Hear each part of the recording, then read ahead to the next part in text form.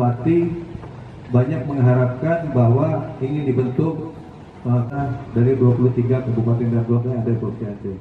Jadi masih ada 13 kabupaten.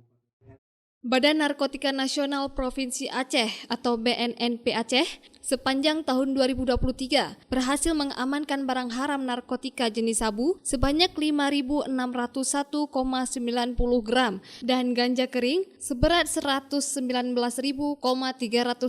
gram sepanjang tahun 2023 di Aceh. Selain itu, BNNP Aceh juga melakukan pemusnahan ladang ganja di Desa Mere, Kabupaten Aceh Besar dengan luas 2,5 hektar, 2.500 pohon dengan berat 3,5 juta gram.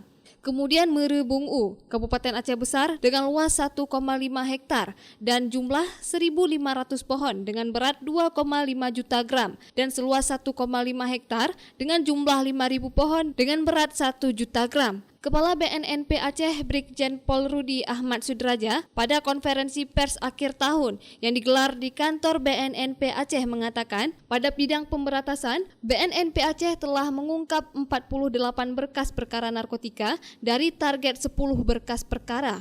Jadi untuk bidang pemberantasan selama tahun 2023 kita sudah melaksanakan kegiatan pengungkapan sebanyak berapa ya kan? 48 berkas perkara. Jadi dari target 10 berkas perkara. Nah, jadi melebihi 38 perkara. Kemudian dengan barang bukti sabu tadi sudah sampaikan seberat 5,6 sekian gram ya. Kemudian ganja keringnya 116.304 gram.